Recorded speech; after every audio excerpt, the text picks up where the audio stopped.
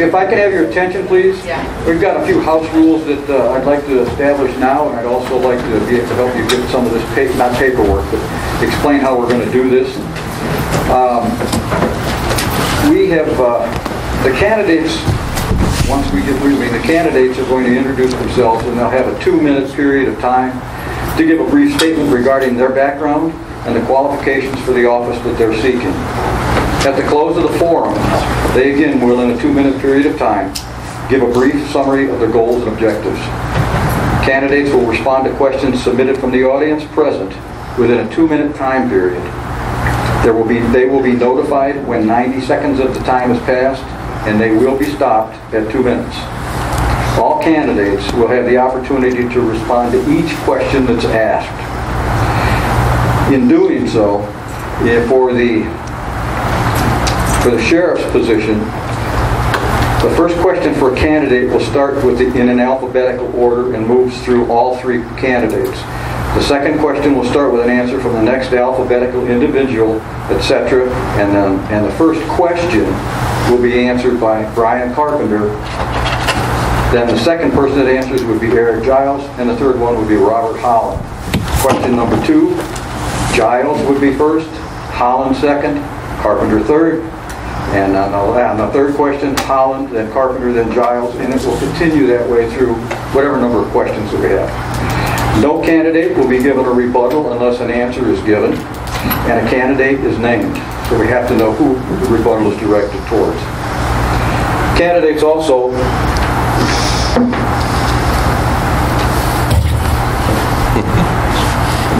they're not going to cook anything, but this is a red paddle. This is a tool that they will use when a question comes up that they decide they would like to be the final person to answer that. This can be used only one time. So it's up to their choice if they want to do it. One time only. Hold it up. They will be the last one to answer the question regardless of what person should be answering last. Individuals submitting a question from the audience will be asked to stand and recognized as providing the question prior to the candidates hearing the question. We want to respond to the people that are here in this room so that there's no misunderstanding. You will have to put your question on a form that we have. They're up front, the panel, and the panel consists of myself, Mr. Steve Mason, who is the Vice President of the FOP Lodge, and Allison Cook, who is a trustee of the Lodge, and myself. I'm Al Kayada, the President of the Lodge. As they introduce themselves, they'll also give you a little bit of background information as to their training and what they've done in their lifetime.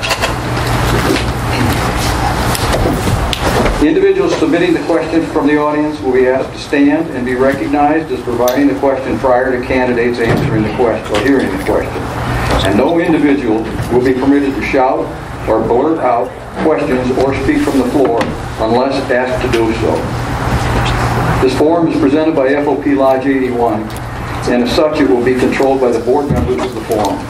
There will be no shouting or other unruly outbursts during the forum, and anyone who cannot conform to these simple rules will be immediately asked to leave the room. One final thing, for those of you that have cell phones, anybody here have a cell phone? Make certain they're turned off. Or on vibrate. Out of courtesy to everyone here and candidates as well. So if you want to come up and begin to put your... I have a question regarding the people in the audience asking questions. I noticed there's a lot of members of the Sheriff's Department here who work for the Sheriff. Do you really think it's fair to give them priority to ask questions of the candidates if the general public needs to find out what's going on? No. I'm going to explain that again. Anyone that wants to ask a question or wants a question answered will write it out on a form. 1, 2, 3 people will review each one of those. This forum will not be run in a manner that people can just put anything on a piece of paper and expect an answer. We will not be going into anything that they may have read on Twitter, on Facebook, a newspaper, anything they may have heard, rumors, whatever. That's not this forum. This forum is to get before the voting public the candidates and what their qualifications are. So It doesn't make any difference. You could have 15 deputies submit questions, and I guarantee you, you're not going to get 15 answers because we're not going to go through them. Al, I may add something to that. I can tell you that my employees of the Macon County Sheriff's Office that are here are not going to be submitting questions anyway. They're not here to I wanted what was do that. there for the audience and the general voting. Yeah. And we recognize that, and that's why they're not asking questions. And everybody's going to be recognized that does ask a That's question, right. correct? So everyone that writes a question will be recognized. They have to be before we go ahead and read the question. So that's the way it's going to run for right now. We'll see what happens through the rest of this. I thank the people that are here at this time. We'll go through this again one more time, briefly, for anyone else that comes in afterwards so they can be aware of how it's going to be run. I definitely thank the radio station for being here. I think that's a definite plus because there's probably people that would like to be here that weren't able to come for one reason or another.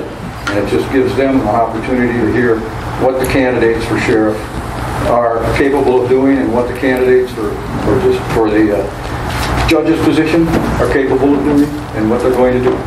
I thank you. So if you all want to take a few minutes and you can go back to your discussions or whatever, there are pens up here as well as the forms to be filled out. I do ask, I don't necessarily care. I know it says address. You don't have to put your address on there. I don't need a street address. I'd like to know what community you're from. Where do you live in the county? So that if you have an issue, at least we have an idea where something needs to be. These candidates are here giving up their time this evening, and we're presenting this program to the general public so that those people that don't have any idea what the sheriff does, or the sheriff's office does, or what these three gentlemen are capable of, they're going to be able to find out tonight because they're going to be able to have them answer their questions. So please, try and be thoughtful. Don't ask any frivolous questions because if you do, they may get passed by. I mean, it's obvious. And there may be more than one person that's going to phrase a question the same way or in the same general. Don't feel badly if you wrote one like that and someone else's name is the one that we picked. Okay? Additionally, each candidate here, whether it's for sheriff, for the position of sheriff, or one of the judges, either one of the two, well, there's one position, but these two candidates, it's the same. They'll have an opportunity to answer general questions as well. When we do this, we're going to start off alphabetically, and when I say alphabetically, the first question would be answered by, you go alphabetically for the candidates, alphabetically it's Carpenter, Giles, and then Holland. So the first question would be started by Brian. The second one would go to Eric. I mean, he would answer first, Eric would answer second, and the sheriff would answer third. The next question that comes up, Eric answers first, the sheriff answers second, and Brian answers third, etc. as we go through the questions, regardless of how many questions there are. One little sidelight to that is the fact that if at any time a candidate hears a question come forward and he's not going to be able to answer, he has to answer it first, or he chooses to answer it last, all he has to do is hold up this paddle, which means I want to pass, I want to answer this question last. They can only do that one time. It's a one shot, period.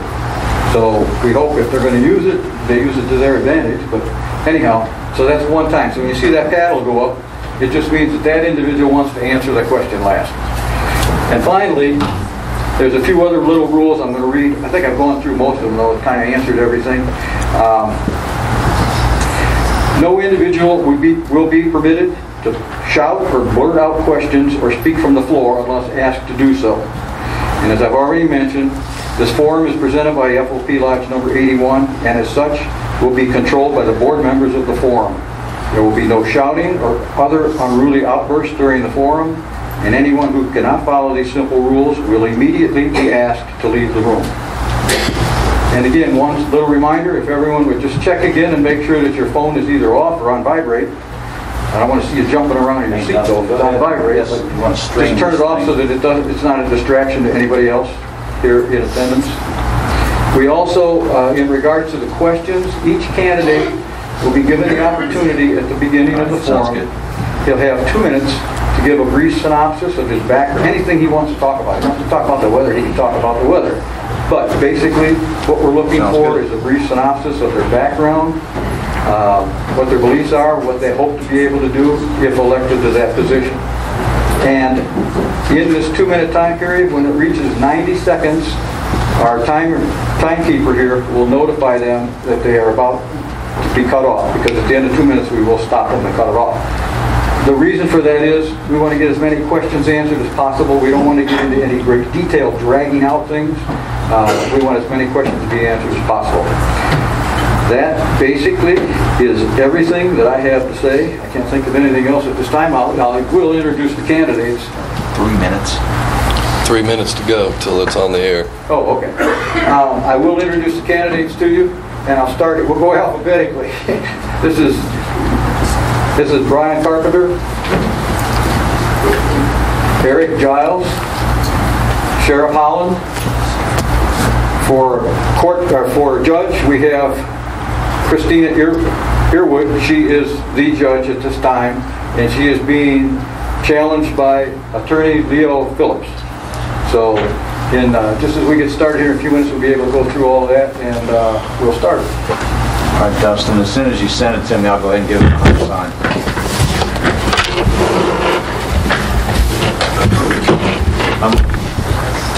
2 minutes and 30 seconds, okay.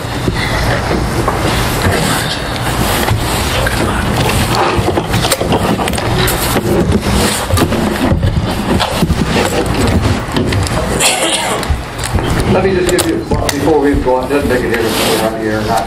At this point in time, I just want to introduce myself. As I said, my name is Al Kayada. I'm a retired law enforcement officer with over 30 years experience. I am a graduate of the FBI National Academy. I've also attended the North Carolina Officer Management Program over in Raleigh. And after retiring, I decided to move up to North Carolina, and here I am. That's myself. The second person that is on this panel is Allison Cook, and she will give you a brief synopsis of her background. Thank you. My name is Allison Cook, and I'm retired from the Jacksonville Beach Police Department in Jacksonville Beach, Florida. Okay. I retired as a patrol sergeant with over 31 years of law enforcement service, and I'm currently instructing at the Public Service or Public Safety Training Center through Southwestern Community College, training basic law enforcement and National Park Service new candidates. And our other board member is Steve Mason. My name is Steve Mason. I'm first vice president for the FOP here in Jackson, Macon County. I have over 40 years in law enforcement. I'm a retired detective sergeant from Brunswick County, North Carolina. I worked in major crimes, everything from property crimes to homicide. And I've probably seen more share of my own autopsies than I care to think about.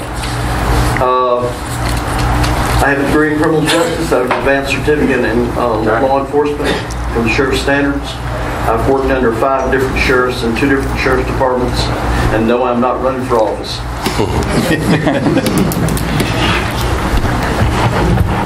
Okay, Mr. Carpenter, we will start with you first.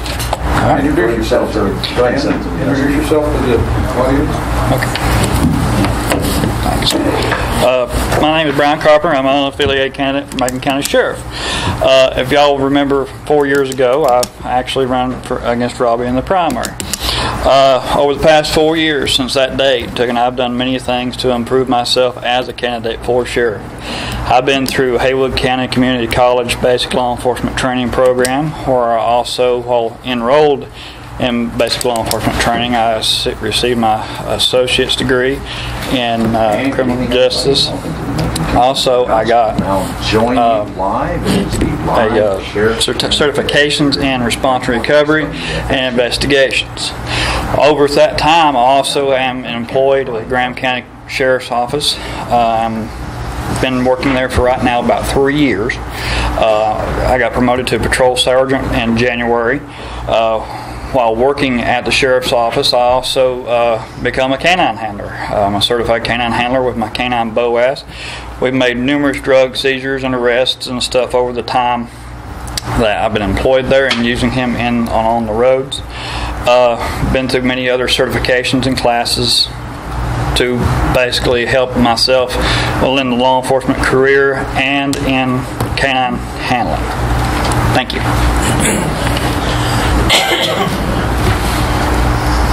Eric, go ahead. If that cord isn't long enough, that's it. Would you help him out? Speak loudly so that everyone in the crowd can hear you.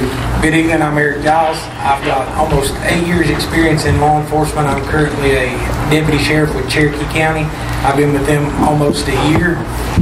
December 6th will be a year to be exact. I've worked for Macon, Graham, and Clay County as well. I've got several certifications in victim assistance, investigations. You can check some of those out on my website. I'm running for sheriff because I think I can really make a difference in this area. I think we need new ideas and fresh eyes on this. I'll give my time.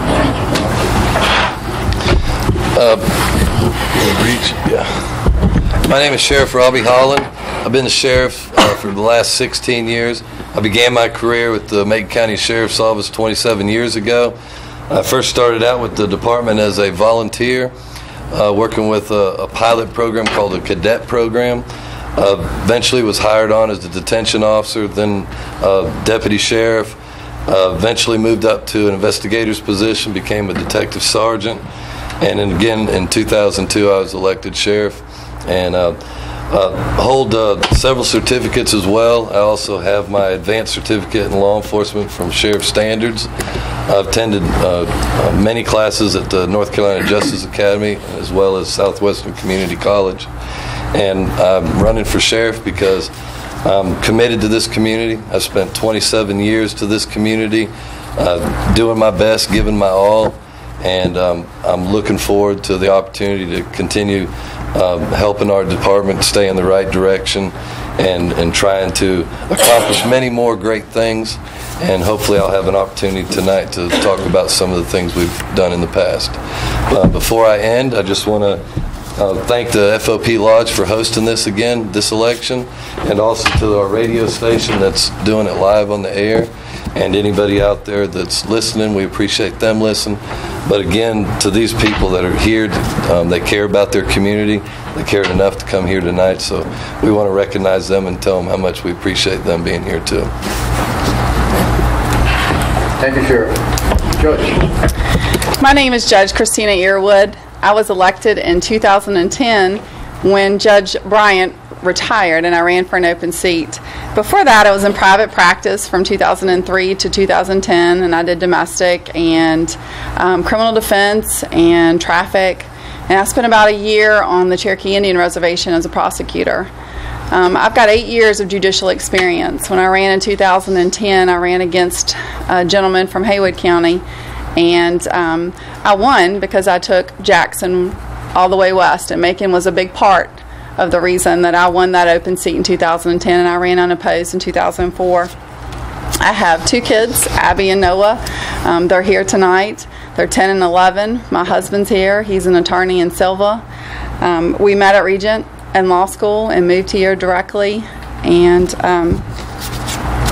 there are 6 of us district court judges. Many people don't know what we do unless you've had some troubles and had come in front of us.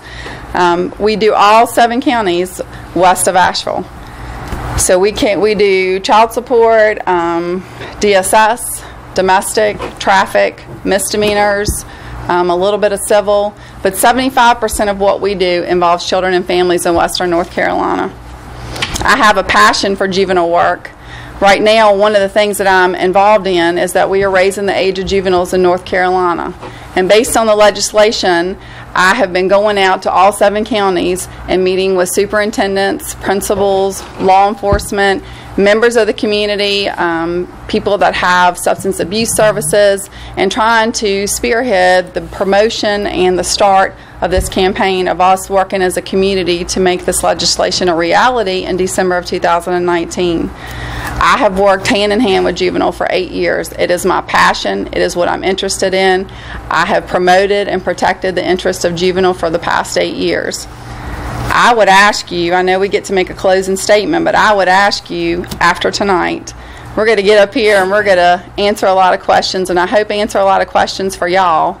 But But I'd ask you before you pull that lever in November to go out and ask people in your community. Go out and ask your clerks and your DSS workers and your court counselors and the people involved in your school systems and in our court system, and ask them what kind of judge I've been for y'all for the last 8 years. They're going to tell you that I've worked hard on the bench, that I have done my job with integrity. They're going to tell you that I followed the law no matter how hard it is or how much pressure there is to do otherwise. They're going to tell you that I'm invested in promoting and protecting the juveniles. I'm going to ask you to do that, and I'm going to ask you to pull the lever for me in November. Thank you. Thank you.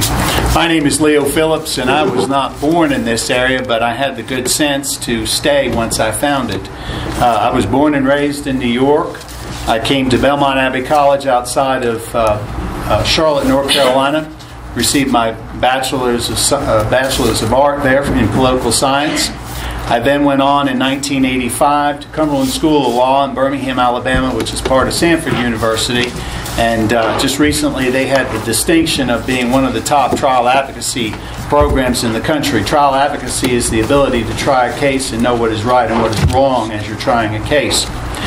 After law school, I returned back to North Carolina because I wanted to live in this area. Received a job in Robbinsville, worked there from 1989, where I started with a firm there, and then went on and did about 8 years with Graham County Department of Social Services in the 90s, while also having a criminal and civil practice. I've been a sole practitioner for 29 years, will be 30 in May, practicing law. Some of the things that I've been involved with over the last 30 years includes being a Board of Trustee member at Tri-County Community College over in Murphy, North Carolina. It's very important that our residents and our youth have the opportunity for affordable education. Education with a 2-year degree for many people is a life changer for them. It allows them the opportunity to go forth and make some serious money to raise a family and have a home. I've also had the opportunity for the last 5 years to have a weekly radio show where I had the opportunity to interview folks in the state and also national scene as it relates to politics and current affairs. I'm also currently the town attorney for the town of Andrews. Been in that position, will be a year in December. And I'm running because after 30 years, almost 30 years of practice, I think I can give something back to the community. I want to be a public servant that listens to what's going on in the community, follows the law, not make the law, and also be attentive to the situation of folks that come into the court system and have an opportunity to have their day in court. A lot of folks don't have that opportunity for whatever reason. They can't afford it, or they don't have the right attorney, or whatever the reason may be. I've devoted almost 30 years of practicing in the court-appointed arena because folks need to have a good attorney, need someone that's going to do the best job they can for them. If I have the opportunity, I will serve you with distinction, honor, and a humble servant's heart. Thank you.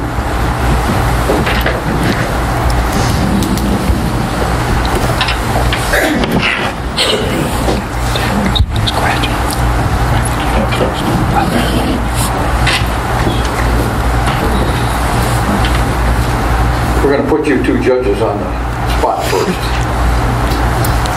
And Christina Earwood had come before Leo Phillips. So I guess she's going to answer the first question first.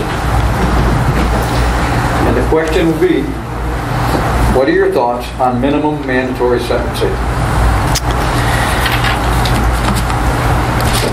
We changed the way that we sentence people several years ago, and essentially now we have a chart, and especially, I'm sorry.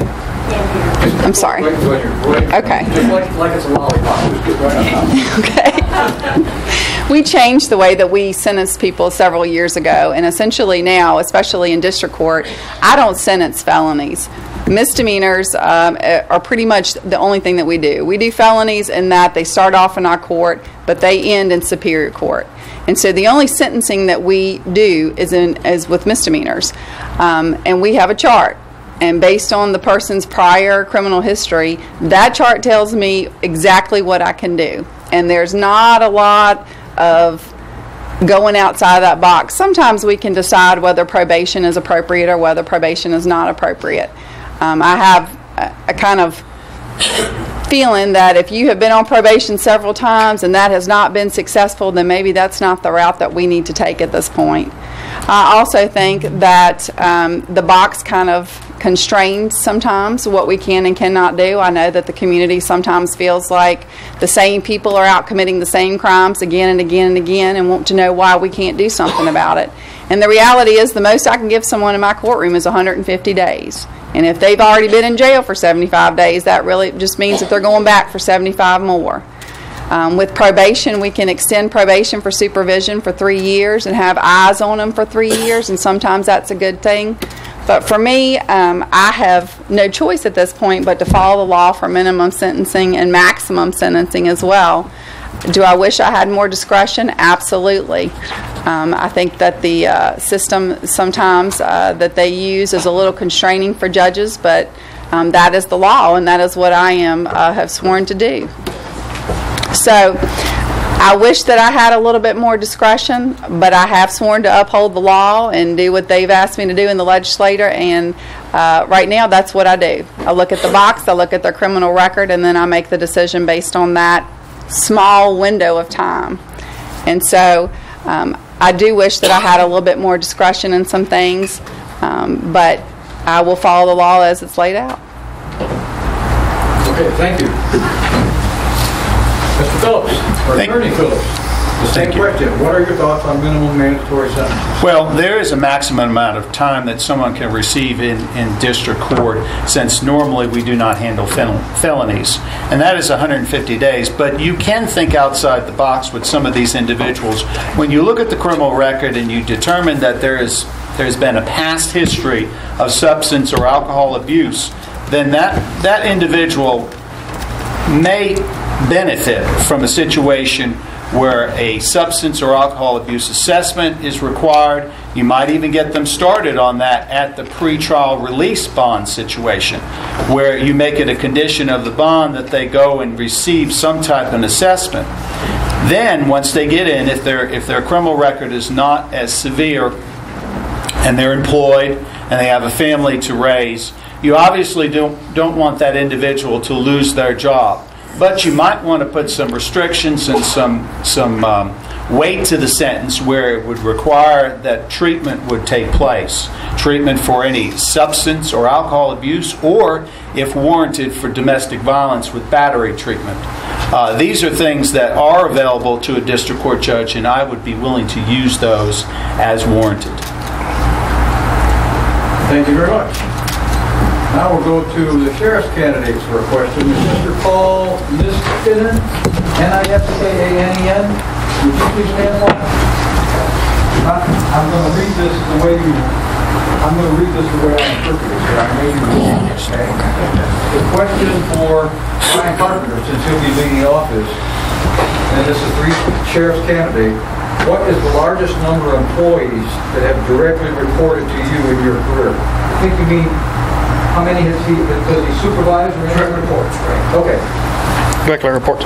Yeah. At this time, with me being sergeant at Graham County Sheriff's Office, there's any given time between 3 to 4, every now and then 5, but mainly right now I control at least, myself included, 4 altogether.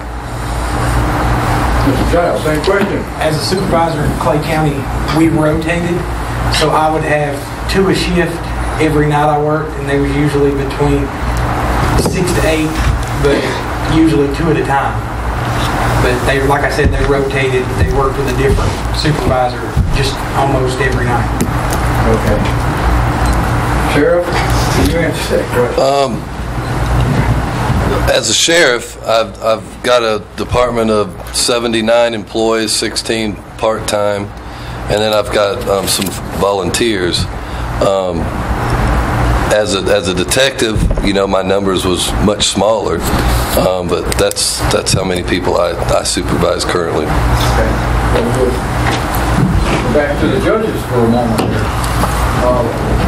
Breathe easy for a moment.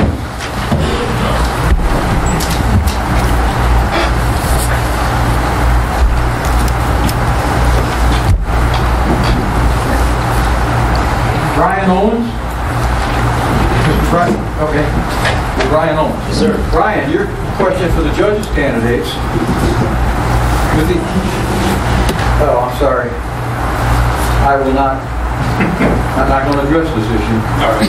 Okay. Someone missed it, but I can't. For fairness, I've already explained that.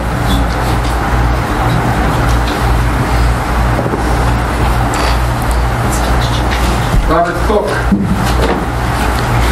Mr. Cook's question to the sheriff's candidate, or to the judge candidates are, what are your thoughts on drug diversion programs?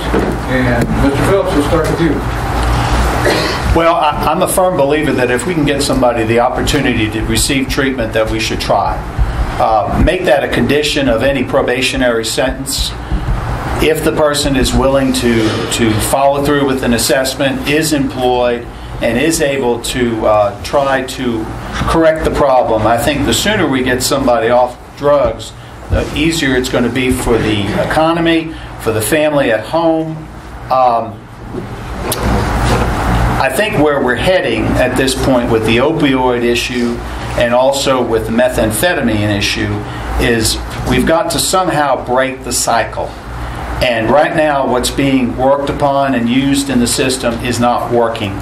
So maybe another alternative, making it a condition of pretrial release to get them started immediately, whether it's with a CAM bracelet or maybe what is done on the quality boundary many times is a weekly report to probation supervision.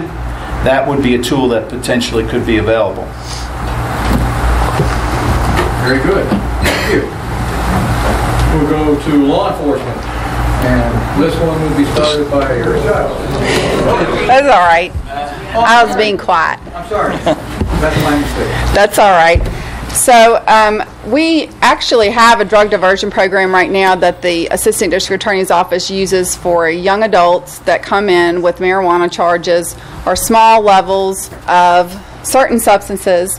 They offer that program now where they can go and complete a drug education class and come back in, and if they complete that class and stay out of trouble for a certain period of time, they can have their charges dismissed and later expunged.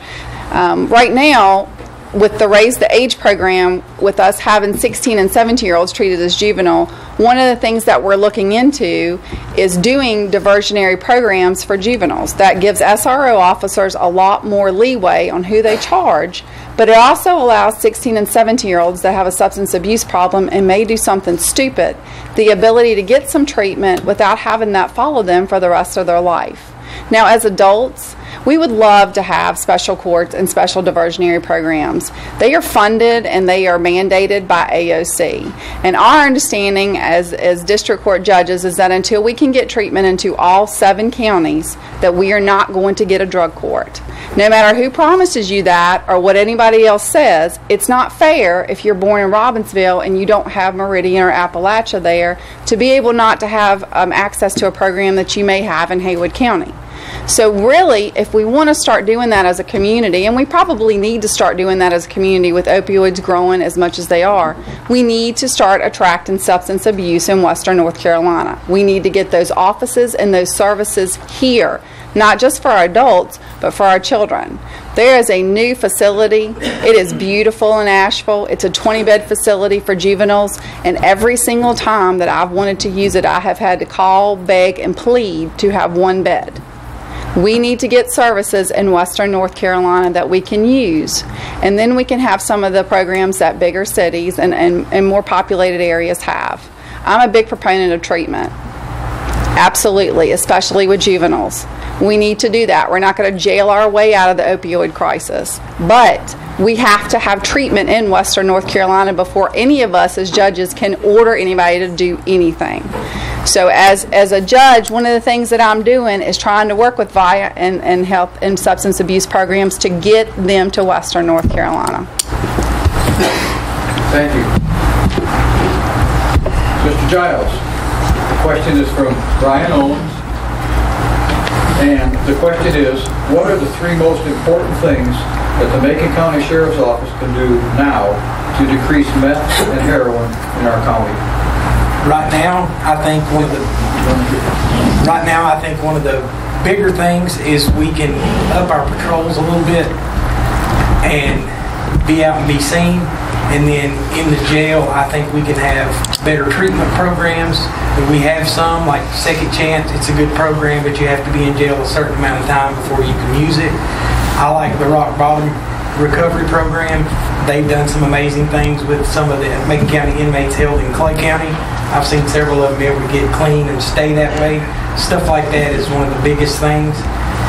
And just being out to help people. If we can find some treatment programs, which as the sheriff, I can't start public programs out in the community, but if we can find some that'll start and we can get people into that before they start going to jail, and do some more education for our youth and for the adults as well, because they need to know what to look for and they need to know how to help their kids, and maybe we can prevent a lot of it before it starts. Okay. Sheriff Holland. I agree. We need to be strong in our enforcement of our laws involving drugs. We also need to work harder to educate our youth, our young people, and unfortunately even our adults. The reality of it is a lot of those young people actually do better than some of us adults do. And so you have adults that are getting children involved in drug activity. And so the other thing too is the prevention and the treatment programs, as the judge was saying. I absolutely believe that we need more of those. Unfortunately, as the judge said, we're not going to jail everybody in jail and jail our way out of this problem. I agree. We're not going to be able to arrest our way out of the opioid problem. I've always supported the fact that we need more treatment facilities. And we fought hard for that for the last many years, and finally got people on where we're at to recognize that this is the problem and we need to address this. And I think you've got task force and different groups that are trying to get that. And that's so important because, we have I started our Prime for Life and our Second Chance program in the jail several years ago. And the reality of it is, some of these people that come into our jail that are addicts are good people. Some of them have family members. My family's been involved. We've had lots of people. And the reality of it is when they get in jail and they finally get their head clean, they don't want that life. And when they start asking for help, that's when you need to make sure that help's available to them. I've never had anybody come knocking on my door before they got arrested begging me for help. But once they're in jail, once they get their head clean and they've been there for a while and they open their eyes, they want the help, and we need to be able to provide that to them. Thank you. Ryan. Well, on my main, how would you say this, more of a remedy cure as fast as possible, it would be more patrols on the George Road, tighter security down there, possibly catching more people coming in and out, possibly more drug activities, along with more canine beefs up down in the area and possibly all over the rest of the county. Canine is one of the most valuable tools a law enforcement officer has. Also, I'd like to get some, if they're not already established, community watch programs with officers that are in that community actually patrolling, coming to the meetings and requesting, like, have you seen any suspicious activities in the area lately and stuff like that, and start working off of that and see where that leads to. Thank you. Okay, thank you.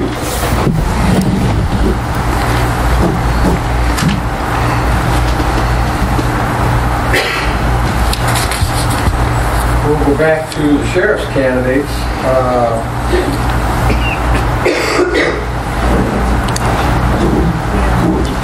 We have no more questions for the judges.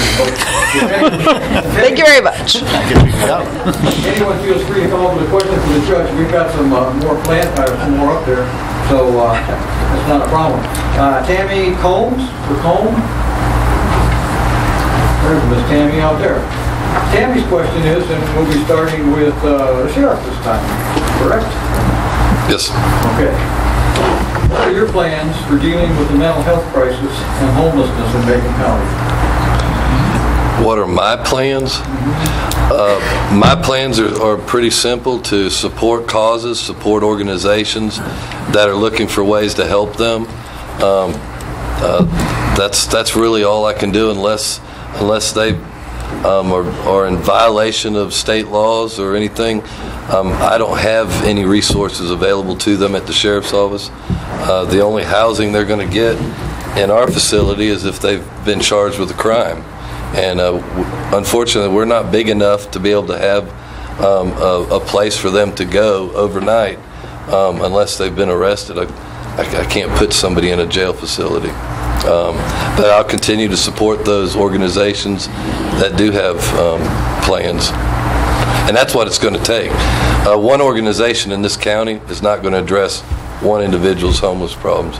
It's going to take a group of individuals to address the problem, because you got to find them work, you got to find them housing, you got to find them clothing. So it's a wide variety of different people that are going to have to get involved. And there's people that are working towards that. Okay, thank you, sir. Mm-hmm. Can you repeat that question one more time to make sure I understood it? Yes, sir. What are your plans for dealing with the mental health crisis and homelessness in Macon County? Well, if they are IVC and stuff like that, yes, we'll take care of them. If they're IVC and stuff like that, we'll take care of them as normally as possible, get them to the hospital where they need treatment and stuff. If not, just the mental health and the other homelessness, we try to place them in the area which they need and which best organization can help their needs at the time. I mean, and like Sheriff Holland stated, try to put them best in contact with that representative. Yeah, they are going to need jobs, they are going to need clothing, food, and all this, but especially making sure we get them in the right contact areas. Okay, thank you. Sorry. Well, like the sheriff said, we don't have the resources as the sheriff's office to deal with the homeless issue at this time. But I would be supportive of any nonprofit organizations or anything coming in here. I would be willing to help with it as much as I possibly could. We do have a homeless issue. We've got several people living under bridges and they do need some help, but there's going to have to be funding for that. And again, the sheriff's office doesn't have the funding for that right now, but I would like to see the funding come into the county for that. But we do have, like Mr. Carter said, the involuntary commitment program, which is minimal at best right now. Our state system is broken. The state needs to step up a little bit. We need funding for better programs. We need homeless shelters. I think the closest homeless shelter we have is in Murphy. So I think we need a homeless shelter or something to help these people, some programs, but again, we'll need funding for that. The next question for sheriff's candidates. Clerk, give me some direction. The sheriff, did you start that last question? Okay. So to Brian. Brian. Are Macon County jail facilities adequate for the number of detainees in our population? How many detainees have to be housed in other counties on an average? I don't think I'd be able to answer that question fully because I don't know their statistics and stuff like that. But if it goes into the question of possibly how many do we need to expand the jail, most certainly in my opinion, because if we are sending out our inmates to another county and paying to house those inmates in another county, say if you roughly do, I'm not for sure exact cost, is it roughly $30 or more a day, Sheriff Holland? More than that. More than, yeah. Well, let's just use $30. I mean, at minimum. You got $30 a day at 10 inmates, that's $300 a day. Over a course of a year at those 10 inmates, that's over $100,000 roughly.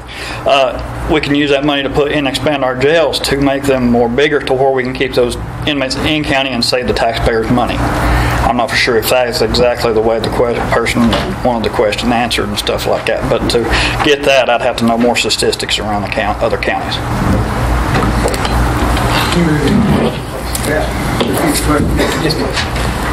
Are Macon County jail facilities adequate for the number of detainees and the population And how many detainees have to be housed in other counties on the average? I guess you don't have to answer that part, because you're not going to know. But the first part, if you can respond upon that. Our detention center, I believe, is 75 is what it's supposed to hold. I'm not sure on the numbers as far as what numbers we have in other counties, but I know the last I spoke with the chief deputy in Clay County, we were spending over $200,000 there, and I don't know what we're spending in other counties. So we absolutely need to update our jail, build a new one, make this one bigger. We got to do something with it because we don't have the room to hold the people we've got now. And it's costing us a ton of money to send them to other places. Thank you. Now, do I get to answer that? Yes, sir. Okay. Well, I was just making sure. I didn't know. Didn't want to interrupt. But on average, we're averaging about 100 inmates a day in our jail. And, of course, we can't keep 100 inmates in our jail.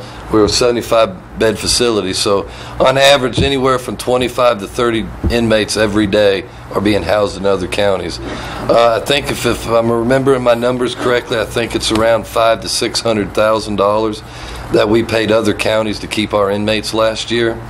It's ridiculous that we're having to pay other counties to keep ours, but the problem is we have to keep them somewhere. We can't keep them in our jail. Would that this is my question, would that $500,000 or $600,000 that we presently are paying to other counties to house those prisoners, would that, how much of an addition, or how many additional beds could you obtain with that $500,000 or $600,000? And I don't think anybody here could adequately answer that question. So let me finish, and I'll try to get to everything you want to know. The problem is, we're paying at $50 a day to house prisoners in other counties. That doesn't include the cost of our transports, which, by the way, we don't even have transport positions. It's detention officers. We got turned down for another transport position last year. We don't have that does not include the cars, the gas, everything that we're spending in order to get those prisoners transported over to other jails. Then I'll also have to go and pick them up and transport them back to court. And so what I've asked, and there's been talk about building a jail, and is the jail going to get built in the future? Absolutely, it has to. The problem is, before we start talking about building a jail, I think we need to look at avenues that we can look at trying to reduce the population in our jail. We've got people that are in jail that really don't need to be in jail. You've got somebody that may be a first-time DUI who can't make bond. Whether it be $500 or $10,000, they can't make bond. And so we're looking at different avenues that we can take, and one of those avenues is we're looking at the electronic monitoring or house arrest for those minor offenses. People that are in there for child support, just different minor offenses. And so before I meet with the commissioners and really talk about building a jail and get into the nitty-gritty of that, I think we need to look for other ways to reduce our cost. I just want to, thank you, Sheriff. I want to make a comment to Mr. Rodney Miller. Yes.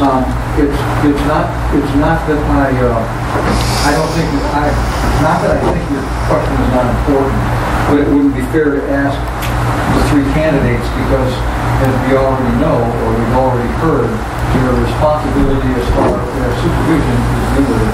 And I would be willing to bet you anything that neither Eric Giles or Brian Carpenter has ever had to complete a budget for their agency. I mean, do you think that's relevant? Well, I think it's extremely relevant. I think it's relevant. But the fact of the matter is, for them to answer that is an impossible question. I mean, they can simply say that we didn't never done that, if that's the case. But don't let them say it. Yeah. Why should we listen to you? I understand. If questions, if you start asking, if we're fielding a lot of administrative questions, it's not fair to the other two candidates because they're not going to be able to answer it, or they're going to give an answer that really doesn't. I mean, I understand what you're saying, and you're absolutely right. And that is a qualifying that is a qualifying condition for the office? I'll leave it up to both Mr. Giles and Mr. Carpenter if they want to answer. Thank you. I have no problems answering it. I've never helped with the budget at none of the agencies that I've worked at, but I have helped in the past with budgets at other jobs because I have managed businesses before I went into law enforcement.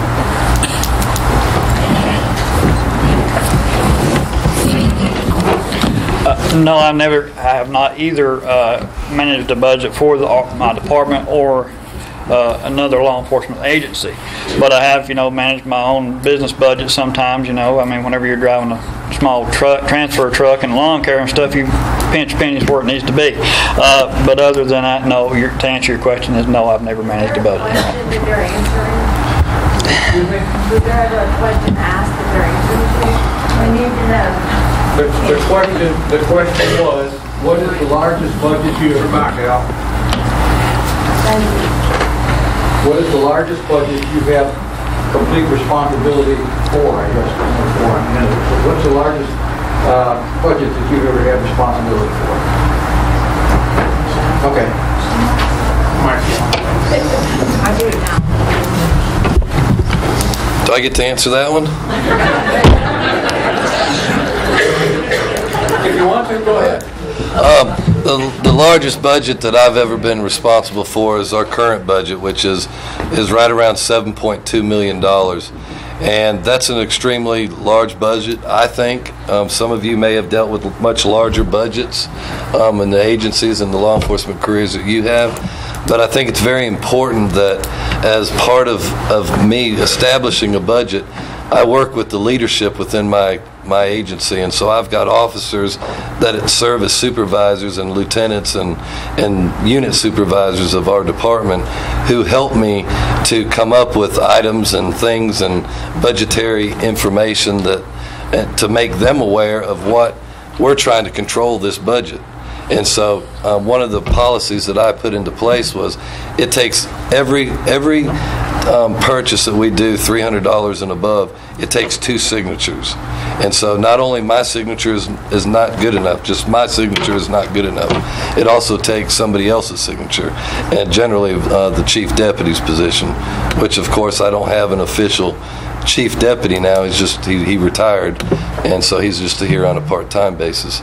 But I think it's very important that as a sheriff, that you have leadership under you.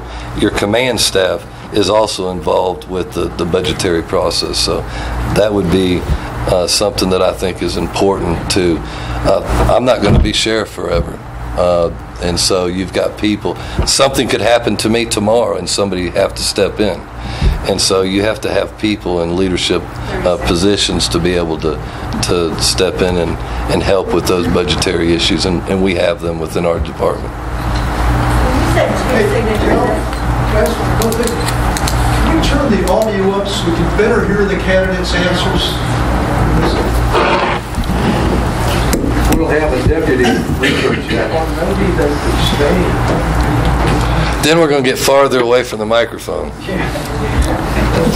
What we need to do, and we apologize, is we just need to pull it to us. If anybody can't hear when the next person starts talking, if somebody will just raise their hand in the background, that's a cue that you can't hear us. One of us will put the microphone closer to that individual, because these people are not going to notice that, but we will if somebody raises their hand. Did everybody hear that? Okay. Okay, this question. Look at that.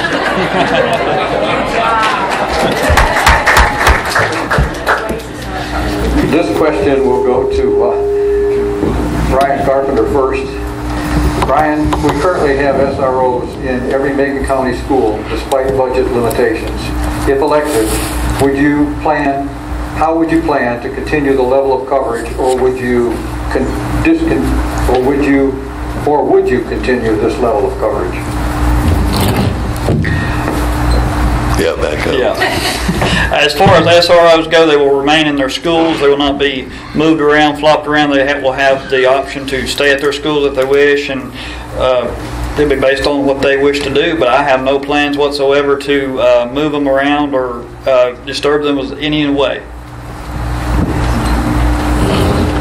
Eric, you're next. As far as the SROs, I appreciate the job that they do, and I've talked to several of them, and we've got some really good SROs in this county. I think we can always improve with better training. I'd like to see training with other agencies, because if anything does happen, you know, there'll be other agencies coming. So I'd like to see better training, but the SROs will have to stay where they're at. There won't be no SROs gotten rid of.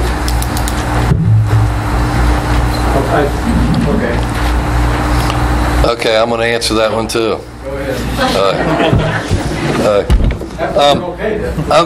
I'm extremely proud of our SRO program. Luckily, I'm the sheriff, and so I get to take a little... Can you hear me now? So I get to take a little bit of credit for our SRO program. I've been a true advocate for SROs. I helped start the SRO program under Sheriff Homer Holbrooks. He allowed me to select the 2 officers to be those positions, and we now have an officer in every school in our county. Here in another month or so, we're going to also have SRO assigned to Southwestern Community College and Macon Early College, thanks to a grant that we've been approved for recently. And the SROs already train with other agencies. In fact, we've had training for officers from Clay County, Cherokee County, Graham County, Jackson County that have come over and done lots of training with us. We've had active shooter training. We have our own training coordinator within our agency now, and have for a few years now, thanks to some reorganization. And so we've already doing those trainings, and we always encourage those trainings. Anytime we have training for our SROs, we reach out to my fellow sheriffs and chiefs and let them know, and we've even had people come from Raleigh, from the North Carolina Center for Safer Schools to have training for us. I think, in fact, one of those trainings that we had over 160 participants, and they held that training in 5 different locations across North Carolina. And I was very proud that year because the largest attendance that they had in the entire state of North Carolina was held right here in Franklin, North Carolina. So I definitely will support the SRO program. Thank you. Eric, the question is, what are you specifically, Renee Blackburn. Can you hear me? I can. Okay. This is Renee's question, Eric. What are you specifically going to do to increase the cooperation and improve relationships between the community and the Sheriff's Department? Transparency and more community policing. I'd like to see possibly getting some town hall meetings started, maybe monthly if we can work out the time constraints, but at least quarterly. I would like to be out talking to the community. I want to do the community watch programs, and I personally want to come out and speak at those and see what people's thoughts are. I want their ideas. I want to know what's going on in the communities, and I want my officers to know what's going on in the communities.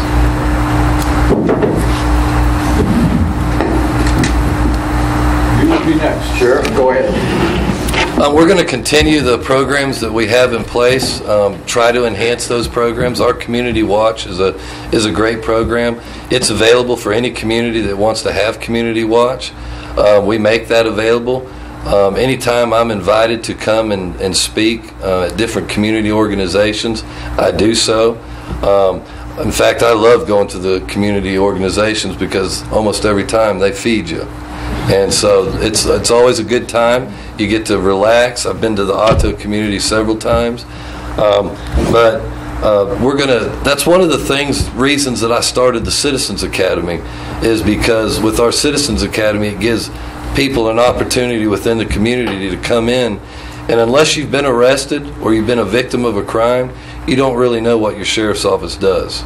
And so the Citizens Academy has been a real rewarding thing for us because it's given citizens an opportunity to come in and learn and every time that we've completed a Citizens Academy, which is 10 weeks, everybody that has done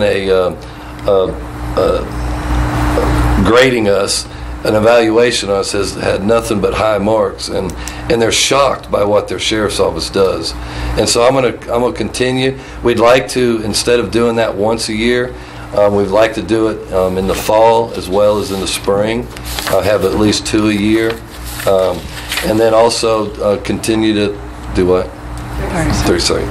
And then continue to have our community events that we have. We're involved in a lot of different community events that are held. We just had one last week at East Franklin School. There's many organizations involved in that. And we're going to continue to do those types of things. Okay. We have community watch money. Yes, ma'am, we do. I mean, I didn't know that, and I'm around me, so how does the community know about it? Pick up a phone and call us and talk to us about that. We'll be happy to set you up an appointment. We've got several different areas that have community watch, and we provide the signs to them too.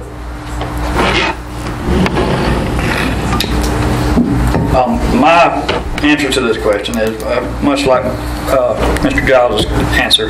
I'm a big proponent of community policing. I love the ideal of officers and the Sheriff's Department getting out there, helping in the community in all aspects.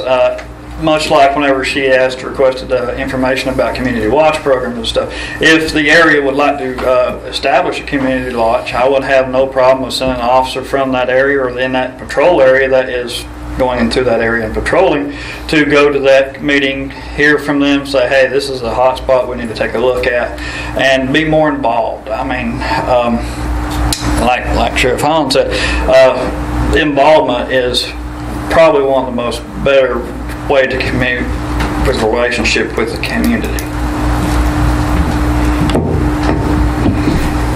Eric, you're up next. So the question is from Chris Browning. Where's Chris? Mr. Browning's question is, Jackson County and neighboring counties have secured courthouses. Do you have a timetable to have the Macon County courthouse secured, and will you use your authority to secure the courthouse? According to the North Carolina Constitution, one of the things that the sheriff does is he has to secure the courthouse and the courtrooms. I don't have a timetable at this time, but I'd like to look into it and get it secure. At Cherokee County, we have a person at the front door when you come in, and I'd like to see that here as well. I'm next. You're next. I wish I could give you a timetable. I can't give you a timetable because I doubt if our Superior Court Judge Cowart would agree with me on that timetable. And he is actually holding, as we speak now, we have events or a group of individuals involved in the courthouse security. That's fixing to come. Change is always rough on people, and we're getting a little bit of kickback because some of the talk about the change that's coming for this courthouse is not the way it's always been done. And you're going to be coming into this courthouse soon, where you're only going to have one entry into this courthouse. You're going to have a metal detector. You're going to have an X-ray machine, but there's a lot of steps that have to get done before that is possible. One is you have to be able to purchase and have the correct manpower, and we don't have the correct manpower right now.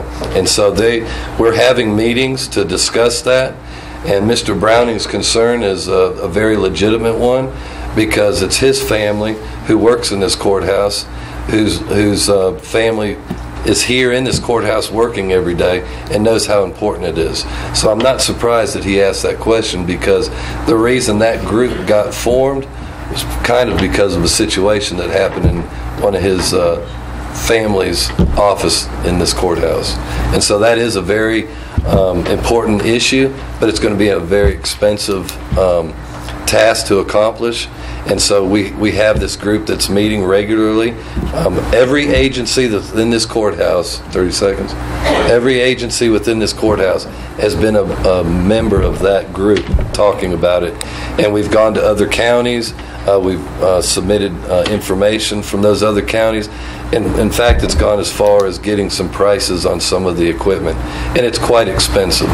And so we're wanting to make sure we dot all our I's and cross all our T's, and make sure it's what we want and the needs are what we need for. So that's definitely going to happen, and it's going to be in the very near future. Davin Eldridge. Mr. Al. Oh. Got a, You thought it wasn't going to be asked? Why? because No. No, it can be asked. There's no reason why it can't be. You're sitting out here as the audience, you just have to be part of the media. got one more person. Oh. I didn't respond to that last part. As far as courthouse security is concerned and courtroom security, I feel that it needs to be right there, the priority list up there, because of it is one of the parts of that. It has one of the main duties as a sheriff to maintain courtroom security. But as far as the funding and budgeting, I can see how much it would be time-consuming to get all these restraints and papers in order to make sure we are purchasing the correct equipment for the near future and expanding. Because, like, just the problem with the detention center, we are growing, and we would need to look forward for those needs and stuff like that. But it would be one of my main areas of focus. Thank you. Okay, Darren, now I'll ask, I'm going to read this. The question is, drug courts, these are for the two judges candidates. Drug courts, either one of you can answer first, I guess. Leo. Yeah, was that meant for the judges? Yeah. Okay, I'm sorry. We kind of got into the other pile, so I just wanted to... Drug courts, should we have them or not? And I'm not sure what he means by drug courts. I can go first. I think as explained and were mentioned before, drug courts in each individual county is going to require individuals that some counties do not have, such as substance and alcohol abuse treatment facilities. I do quite a bit of work over in Clay and Graham counties, and there isn't a specific substance or alcohol abuse treatment facility, so that does make it a little difficult. However, if you want to use some of the tools that are available for drug courts, such as making it a condition of a CAM bracelet for any pretrial release, also make a condition that they go get an alcohol or substance abuse assessment somewhere, I think that might end in a successful manner to at least try to head off some of the issues that we've got. I think the goal is to try to get someone that can successfully receive and use the treatment to get them into treatment, especially if this is an isolated situation where maybe they drank while at dinner and then drove, or might have had an issue with a back injury or some type of injury at work and somehow got addicted to opioids, and then suddenly their prescription is run out, and you have someone trying to self-medicate with something. What you're looking at is an individual situation, and I think if the court takes the time, it can use the tools that's available. As I said before, not just myself, but all of the judges sitting on the bench right now are very supportive of drug courts or any of the other specialty courts that AOC can mandate and can provide. Would I love to have family court, drug court, teen court, all of those things? Absolutely, with all the people that they get to hire and all the services they have. I think that drug court, there's been a lot made out of because we live close to the reservation, and they have an amazing drug court. They have Analyshki, they have a new halfway house, they have facilities for children out there. They are right now the mirror of what everybody else in the state's trying to do because they have money. And so what they're doing right now is fantastic. Their new halfway house is amazing. So after you get out of treatment in Analyshki, you can go straight into there. Housing is a huge issue for people with substance abuse treatment. But we in Western North Carolina do not have those kind of services right now. And so I think that as a community, If we want to start attracting those people, we got to get young people down here from the colleges to come and be counselors. We have to get services like Meridian Appalachia to start opening their offices up again. VIA is working very hard to start attracting those services to Western North Carolina, but it takes people willing to come back and do that. I can tell you all day long I'd love to have a Meridian office, but if they can't get people to come here and work it, so a lot of it is just attracting those services, setting that up, and then taking it to AOC and say, hey, we're ready. You've denied us several times now. You told us we can't have it unless we can have it in all 7 counties, and here's what we've done instead. So it's going to take the community, as a community grassroots coming up together, doctors, substance abuse treatment, people like that, and even people in the school system to say, hey, we need some services, and telling people and attracting them to come to Western North Carolina. Am I supportive? Absolutely. Do I wish we had those services? Yes. But it's not going to be something that we can do. It's going to be something that we all have to do. Can you explain to me, I'm ignorant, I don't know, AOC, what does that stand for? That is the Administrative Office of the Courts. They fund these things. So they fund when, say, Asheville gets a drug court, they provide the people to supervise those courts. They provide the people that run their calendars. They provide essentially probation officers. They provide the drug screens, things like that that you need to run a successful drug court. They have some amazing services in Asheville, and so they get a lot of the specialty courts that we want and we feel like we deserve. But it's a point they have told us directly. They have told us for 8 years now, as long as I've been there, that until we can provide services to each and individual person in Western North Carolina, we can't court order that. We can't have a drug court. And the legislature funds them. They do. So tell you. Also for the attorneys, and this time you're going to go first, and Leo will go last. What are your thoughts on a veterans court? The same thing with the Veterans Court. This was also brought up several years ago by several people that were concerned with the rising number of veterans that had been charged with driving while impaired and some other substance abuse offenses. And it was essentially the people came together, same thing. AOC said, can you provide veteran services for all of Western North Carolina? And the answer is the veteran services that we have in Western North Carolina are in Asheville. They have a VA program over there. They get their services over there. And so the thought was, well, let's start a pilot program in Haywood County and let those people take advantage of that. That's not fair to the rest of Western North Carolina, that if you get a DWI in Clay County, you don't get treatment. You don't get to take advantage of this program.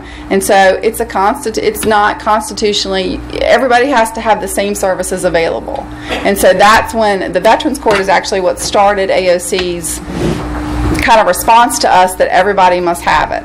I would love to have veteran services in Western North Carolina. I think that absolutely, if anybody deserves to have services provided for them and to have things that could help them in their life, considering the things that they have done for our country, absolutely. But the problem is we don't have veteran services in Western North Carolina right now. We are struggling as a community to provide services not just for veterans, but also for youth, substance abuse, as well as mental health. So I would love to have these specialty courts. I know that we as a bar, as a bench, have talked about this on numerous occasions. I know that we have been passed over on numerous occasions for those very reasons. And so I know that our Chief Judge, Judge Walker, before that, Judge Holt, as well as Judge Davis, has pushed very strenuously to have these things, but we have not been granted them. What I try to do on my weekly radio show is devote 5 to 10 minutes every week to issues surrounding veterans.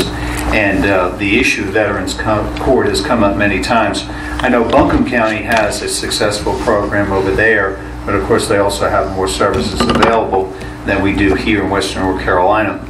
I think what has been discussed from what I've learned from talking to veterans and also those in veteran services offices around the district is Macon County was being looked at one point as a central location, but as has been discussed, it becomes a transportation issue and also the availability of services issue. I think it would be a wonderful addition to say thank you for your service, as I'm sure there's many vets in the audience tonight, and we do appreciate what you devoted to our country with your service. But at this point, the services are not available to make it feasible to work.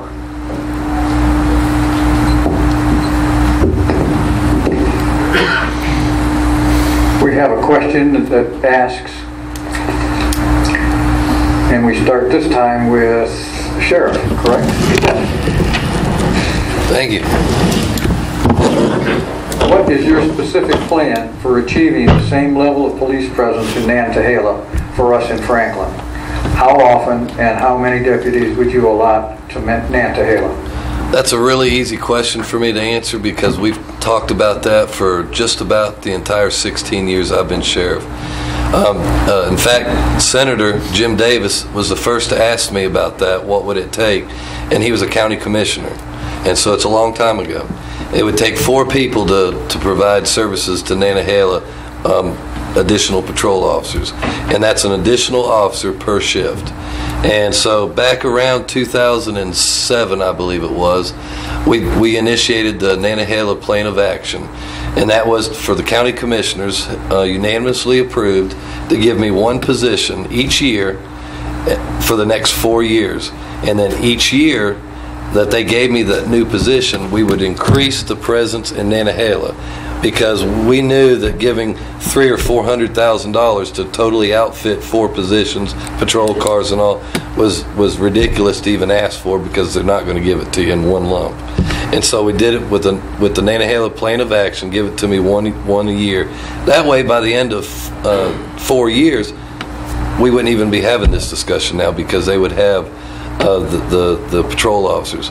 Problem is, most of us in here remember what happened in about 2008 when the economy went south, and so that we went away from that plan and all departments were told that they could not ask for any positions. And when you're told by the county manager and the county commissioners, do not ask for positions, you're not getting them, you're stuck, you can't ask for them. And we've been fighting for that ever since. And so that's easy. We've already got the problem solved. The commissioners are just going to have to fund the position, the positions. The problem is, the very first question that is always asked of me is how many calls from the commissioners, that is, how many calls do you answer in Nantahala? And when I answer that, we've got 16,000 calls that we answer, and 230 of them are in Nantahala. And so it's a hard pill for them to swallow to fund those 4 positions. And so what I've encouraged the citizens of Nantahala to make sure that you come to the budgetary commissioner meetings, the budget meetings that happens around April, May, June, and go through that process. And instead of me being the person there asking for those positions, it needs to be people from Nantahala who are wanting to support me and want those positions. They need to be there to ask for that. And so that's my plan, is to continue to fight for that.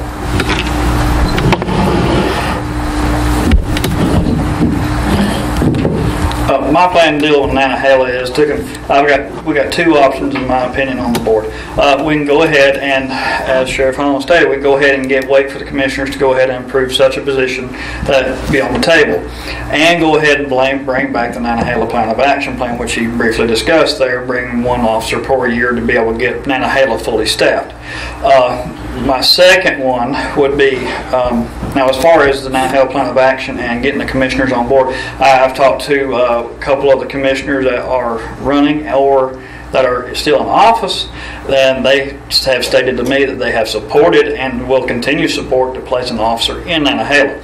So that would be a good idea to people whenever selecting commissioners this year to go ahead and ask about that question as well. The other option would, which in my opinion would see the best remedy right now, go ahead as soon as you can, go ahead and place an officer there. Just go ahead and put them there, take them, an experienced officer, go ahead and place them in Nantahala. That way, if they need help, if need be, only if need be, the SRO can come out and help him, but only if need be, like I said. But have one already stationed over there, just go ahead and put him over there, and then bring him before the committee and the board, county commissioners to be able to go ahead and fill that position. Aaron, what would your thoughts be on that topic? Okay. the first thing, I don't think you need to put a deputy over there that's just going to work Nantahala. Then you'll have a deputy over there that knows the roads in Nantahala, and anybody that comes to back him up will not know the roads in Nantahala. Of course, we need to add more deputies. We need more coverage.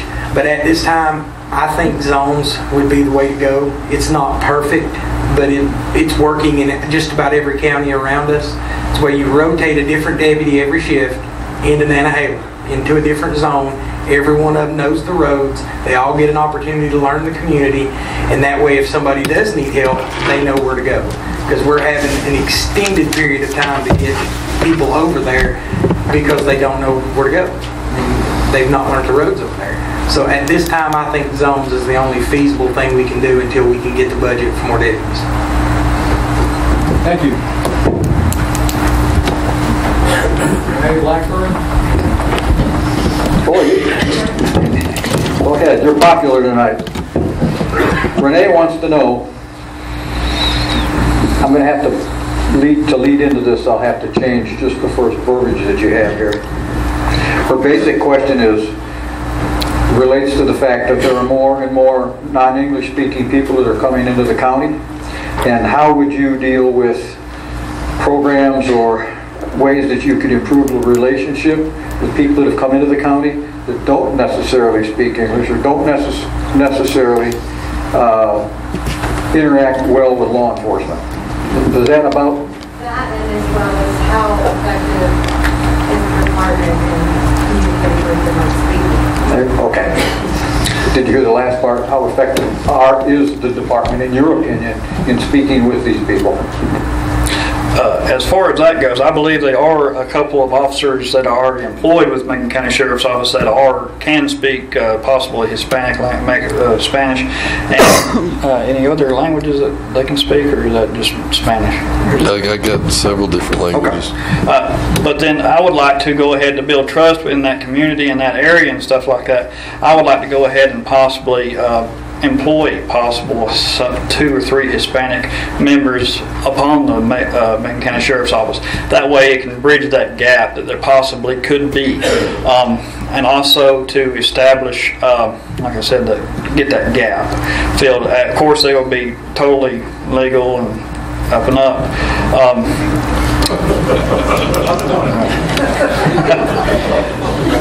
As far as the effectiveness and stuff like that, we can only see that on the road, in my opinion, because whenever they go before a magistrate and stuff like that, they have to go through a special phone system of sorts because of it has to be what is that word? Interpreted correctly and court certified.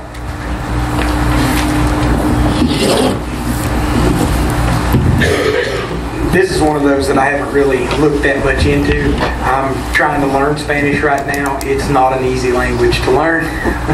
But I do know we have officers that speak Spanish, and I believe there's one in the jail, if I'm not mistaken, that speaks 5 different languages. Right now, even your phones have translators on them. You can speak into it, and it'll translate for you. I would like to get more into the Hispanic community because that's the largest one we have right now, and gain their trust. And I'm not exactly sure how we're going to do it right now, but I do know we're going to have to work toward that because there's a lot of crimes that go on that they might see and they can't tell us. So I want to work toward gaining their trust and having more, Spanish-speaking officers. I think it's very important that you have people that are able to speak different languages. He, in fact, is right. I have one officer that speaks 5 languages. How he does that is beyond me, but he does. And I've got an officer in investigations that can speak Spanish. I got officers in courthouse security that can speak Spanish. I've got officers in the jail that can speak Spanish, and I've got officers on the patrol that can speak Spanish. And just a couple of weeks ago, I talked to a young man who is Hispanic, and I asked him if he spoke Spanish because sometimes they don't speak the language, they lose their language. And so I asked him, and he said yes, and I told him, I said it's incredibly important for you to keep your language because I would be more apt to hire you because you speak Spanish than hire somebody who actually has their degree. because that's how important it is to be able to have that individual that can speak Spanish. And we've utilized those people, and we also have people out in the community. Many years ago, we used to have to call Miss Patton, who was one of the high school teachers that spoke Spanish, and would come and interpret here in court. But we also, within our agency, have sent our Hispanic-speaking individual, Josie, as many of you know her as, and then she's been certified and can also do courtrooms. So we have a large amount of people, more than any time that's ever been in the history of Macon County, to be able to speak Spanish working for us. And I'm quite proud of that, because that was a goal of ours to try to do that. Great question. Great question. Yeah. The next question, which would be started by Eric, is what is one thing that you did or did not do during your law enforcement career that you would handle differently today if you had the same situation to do again? And that's from Brian Owen. I'm not sure. I really don't know. I don't know. I'm going to have to pass on that one. I don't know.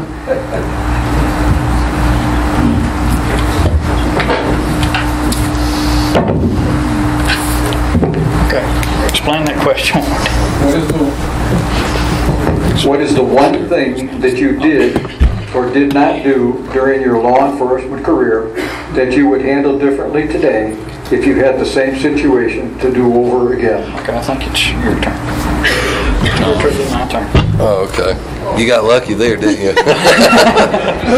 I don't know why he asked. I thought he was going to ask. Gosh, for me to sit here and say one thing, I mean, there's been lots of things that I can say that I wish I would have done differently, but one of the most important one, I don't have my degree in law enforcement and criminal justice, and that's one thing that I encourage all my people, and I think everybody that works for me will tell them that I'm one of those bosses that encourage them to go to the Justice Academy, to go to Southwestern Community College, or even get your 4-year degree.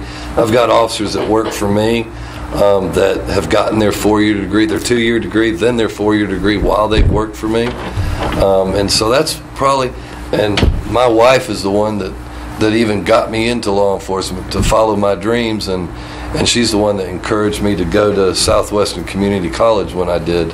And so here just recently we had a discussion about that, so it's kind of ironic to even bring that up, because I would love to be able to have my degree, and so that's probably one of my biggest regrets. The older you get, the harder it is. I can tell you that. Yeah, I can't even do 3rd grade math, so forget it. Not nowadays. At this point in time, I don't think there's anything that I regret about my law enforcement career that I wished I could have done or anything like that. I've been given the chance to do some marvelous training with some spectacular guys and learn from them as well. I don't think there's anything that I would change about it. Okay.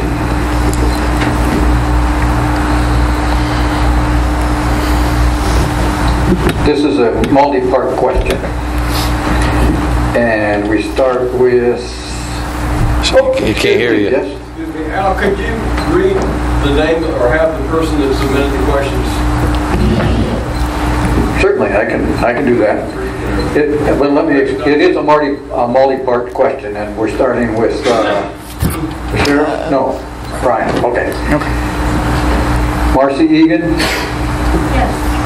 These are your questions. The question is, what would you do to streamline the budget? Streamline the budget. Streamline the budget would have to go into very sitting down and actually doing some number crunches and stuff like that to see what we could do and could not use. As far as more to streamline the budget, I would focus on such what we talked about with the jail housing Allen County. That would probably be one of my biggest concerns on streamlining the budget, to kind of get that situated to get a bigger expansion on the jail.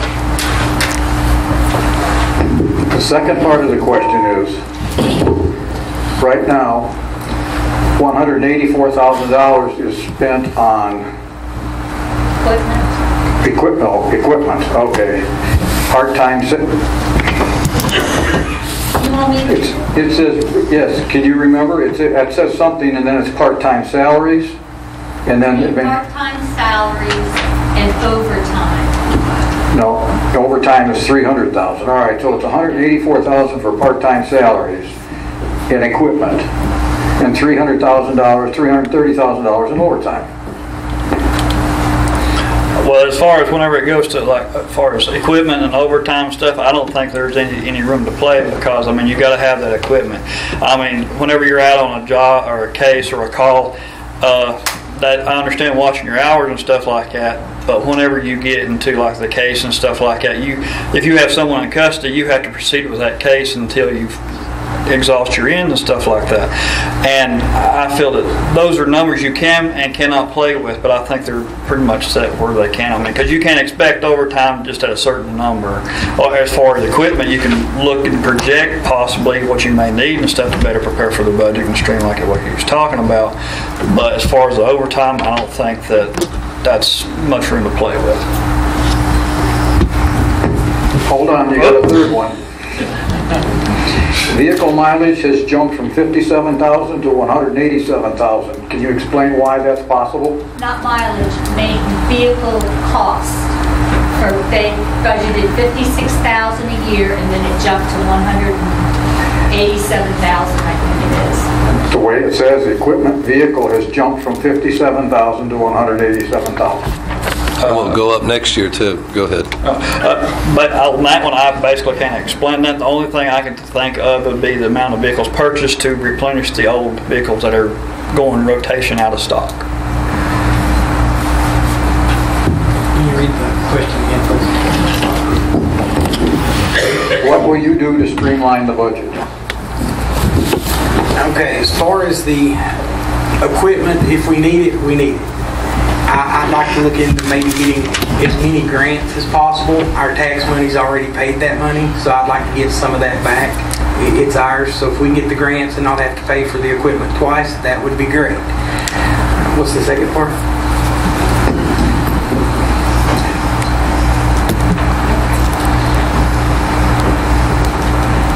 $184,000 for equipment and part-time salaries and $330,000 for overtime. Equipment and vehicles have jumped from $57,000 to $187,000. Why? Okay, as far as the overtime and stuff, like Mr. Carpenter said, if you're working on a case, you have to continue that until you get finished with it. So there's going to be some overtime. I'd like to look into where the overtime is going, see if it's actually going where it's supposed to, but otherwise you're going to have some overtime. And as far as vehicle maintenance, I know the cost of maintaining a vehicle goes up just about every year. You got to put oil in them. You got to pay people. People get raises. Parts are very expensive right now. But I would like to maybe look into cutting that if we can. But again, stuff goes up, so you got to pay for it.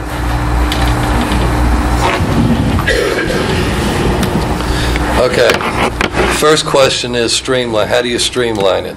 One of the things that I do as a sheriff, and when I put a budget together and I work with my command staff to come up with that budget, I've got 5 men and a county manager, as 5 commissioners and a county manager and a finance director that goes through that budget like a fine-tooth comb.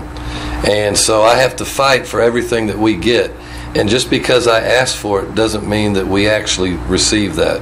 And so everything about my budget is picked apart. It goes before the county commissioners. It goes before public. So there's not any more that I can do with my budget than what we're doing now. We've got a lot of areas that we are rock bottom on. There's not always equipment that my officers need. We ask for it. Every one of my officers will tell you that there's things that we need that we don't have. Unfortunately, if you don't have it within the budget, you can't get it. And so the second part of the question, if I answered all of that right, the second part of the question was our vehicles. Can't imagine, can't expect that number to not be a shocker to anybody in this room. And I noticed when I made the comment about it's going to go up again next year, take it to the bank. It will. And the reason for that is because the county commissioners don't. Back when I first took office, they gave us several vehicles, and we had it to where we were going to be able to, after so many years, be able to take those vehicles and weed them off before they got too high of mileage and started having to put more money into that vehicle. And so I've got officers, I might get buzzed a few times on this because I'm going to finish. And so what happens is I've got officers that are driving vehicles that may have 220,000 miles or something. Dale Class, I don't have any idea how many miles you have, but I guarantee it's at 200,000. But you've got officers that are on transports. We may tonight, while we sit here, and I'm not going to make them say if we are or not, but Dale Klaus will probably be able to tell you if we had to get an officer to drive to the coast of North Carolina tonight to take an involuntary commitment. We don't have a choice in that matter. We have to transport them. And so those miles go up, and that's wear and tear on those vehicles. And so luckily this year we got 3 vehicles. And that's, to many people, that's a big deal that we got 3 vehicles. That's nothing. We are so far behind on our vehicles. And I'm not criticizing our county commissioners. They tried to save money. But the problem is, those are necessities that we have to have. And when you fail to provide those vehicles, the garage vehicles, the tow trucks are coming to get our patrol cars while they're responding to your house. And it's happened many a times. And there's a cost to that. And that's what we do. Was there a third part? All right, thank goodness.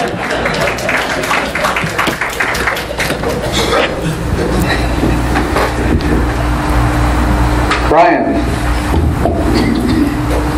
what do you feel is the most urgent problem today facing law enforcement?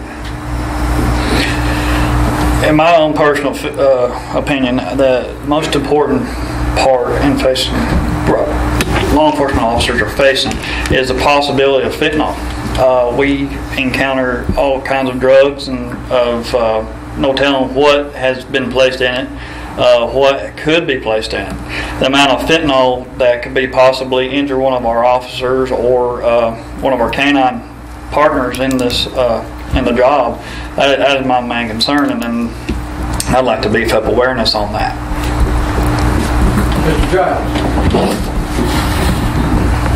I think right now the main concern facing law enforcement is budgeting. Having enough officers to do the job, having the proper resources for us to be able to go out and do what we need to do. And that goes back to the judges having the budgeting as well in order to have the services where we can get people help that they need. Once we get them help and get them clear, we can start cutting down some of this and we won't have as big a problem as we've got. But it's all about budgeting, getting the money before somebody gets hurt. The biggest problem that we're facing is the opioid epidemic. It's not a problem just in Macon County or North Carolina. It's a national issue.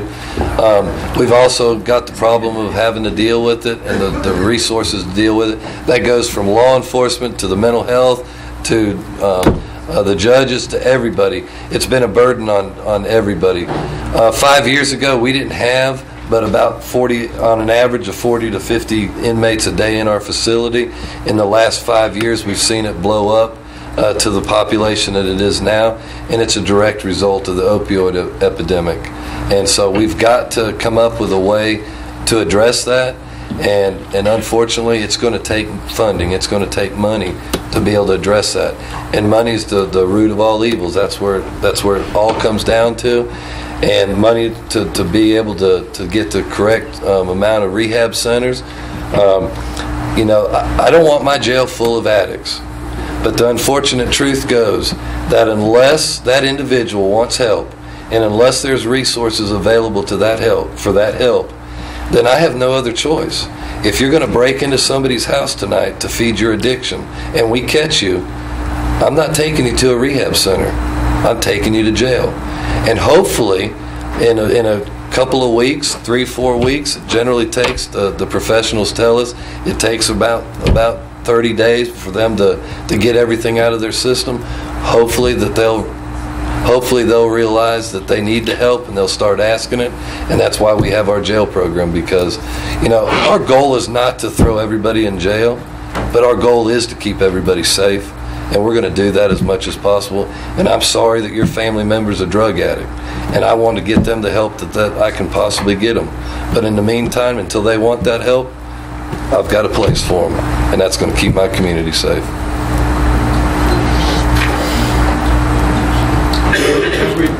As we draw to a close, I'm going to throw just some real quick questions out. If the judges and the judge candidate wants to answer these questions, feel free to do it, okay? So I'll ask the questions one at a time, and I'll start and just go down the table. So the question to you, Eric, is what is the approximate population of Macon County? I believe it's around 34,000. Okay. Same question to you, Leo. Well, you don't live here, but maybe you know. I used to live here for about 18 years. I think it's around 34,000, 35,000 people. I'm thinking the same bracket, right around 33, 36. I'm going to stick with the rest of the gentlemen at this point. Hey, sure. Any ideas? That depends on what time of year. That sounds like a politician. Full-time residents is around 30 to 34,000, but it almost doubles that in the summertime, and the fall, and the October leaf season. There's about 22,000 people that drive a day on Highlands Road. The last DOT check that they did, 22,000 people drove on the Highlands Road in an 8-hour period. You already know what the current budget is, because I'm not going to ask that question. What's the approximate size of Macon County in miles? It's around 500 square miles, give or take a few. I'll go with that. I'm thinking, You better put on thinking caps. He could be wrong. Who knows? I trust him. I'm thinking right around 530. I feel like I'm on The Price is Right, so I'm going to go 527. Correct. 527. Okay. And Bigger than Clay County and bigger than Cherokee County. 527 square miles. And you should all get this one right. What's the approximate number of personnel employed by the Macon County Sheriff's Office? 79. 75. 79 full-time. Very good. He took notes. 79 full-time and 16 part-time. Okay. We got one more question. I'm going to answer that. Brian was right. He took notes when I said it earlier. 79 and 16. Okay. Good job. Good job. Final question. And then I'm going to let all of you people give us the final synopsis. And I guess we'll start right here with Eric. All right, Tom. What makes you more qualified than your opponent for the position of sheriff? Opponents, excuse me. I believe right now it's work ethic and attitude. I believe I've got the work ethic to make a difference. Leo, what makes you more qualified than your opponent that you're running against? I would say work ethic. This morning I was up at 5 o'clock answering emails from people that sent me an email on leophillips@aol.com as to questions relating to my campaign and experience. I've been doing this almost 30 years. I started when I was 24 years old. I'm 54 years old now. That is twice the amount of experience of my opponent when you include the 8 years on the bench and then 6 years as private counsel. I've seen everything from traffic tickets to murder cases, from custody matters to Department of Social Services matters. I would say I'm very qualified for this position.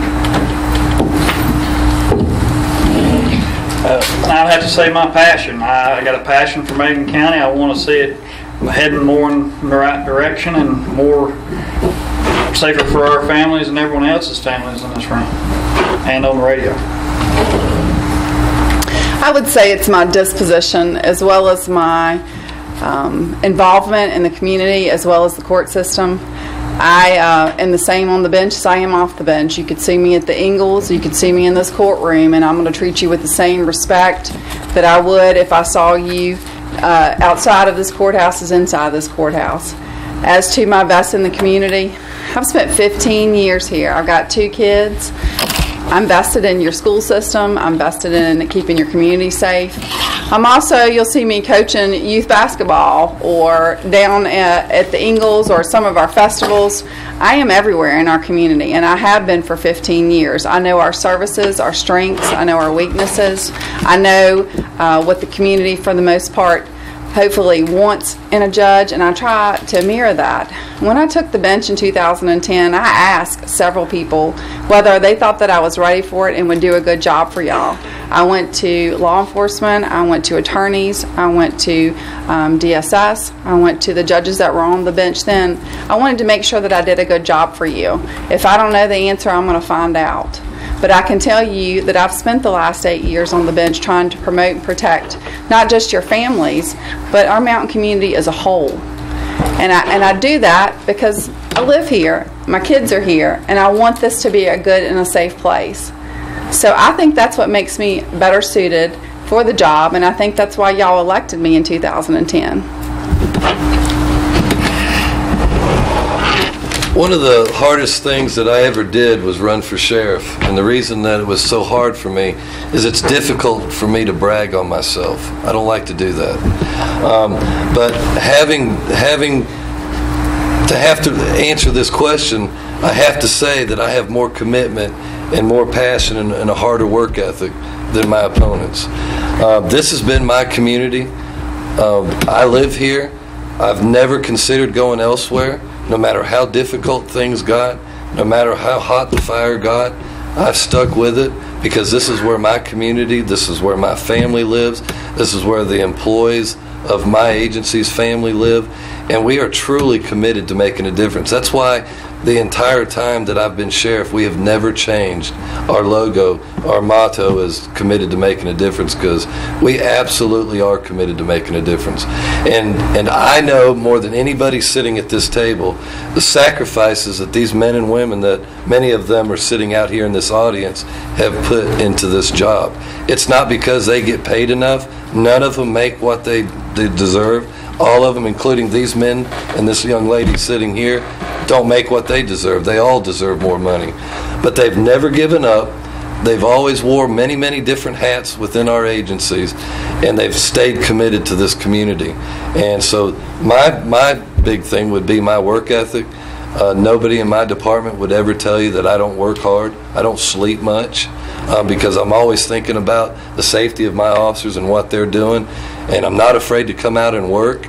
I've put my life on the line many a times. Many of these officers have answered calls with me and had me show up to serve with them. And so I would say my compassion for my community, my commitment to my community, and above all else, my work ethic as well. Thank you very much. I hope that the audience tonight that's here in attendance and those that may have been listening on the radio got a little bit of an insight into the candidates that are running for different positions within the county.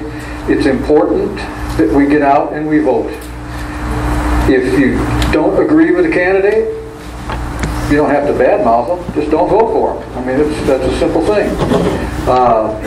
But I thank everyone that's come out. I'm certain that there's some that wonder why their question wasn't asked. It may have been close to one that had already been asked or quite similar, and therefore it wasn't included. But the questions that were presented were good questions. And I thank the people that came out. I thank the radio station for standing behind us. And I thank all of the candidates for being here.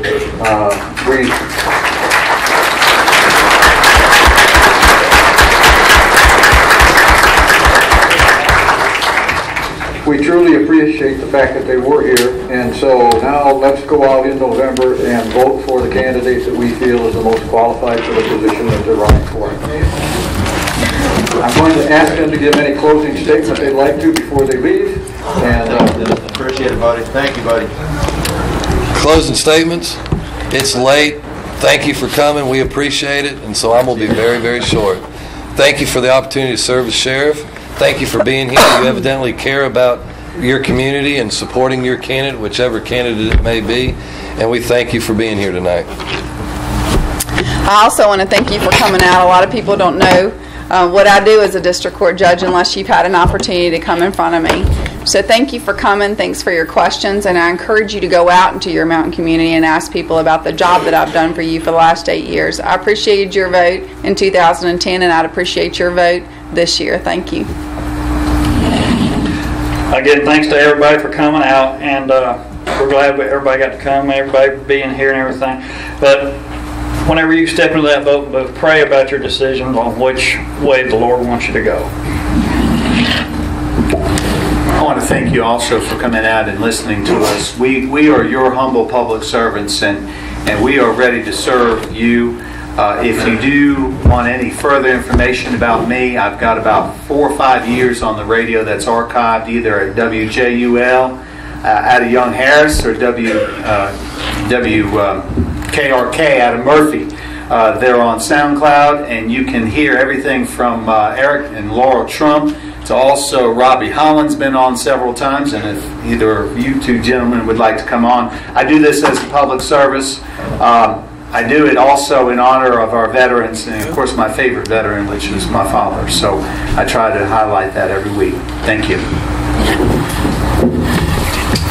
All right, I want to thank all y'all for coming out tonight. We appreciate it. I want to thank the radio station and the FOP, and I want to thank all these officers out here that's keeping us safe in here tonight.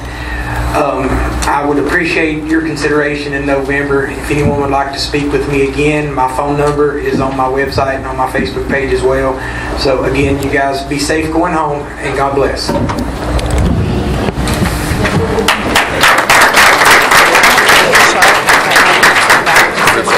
Yeah.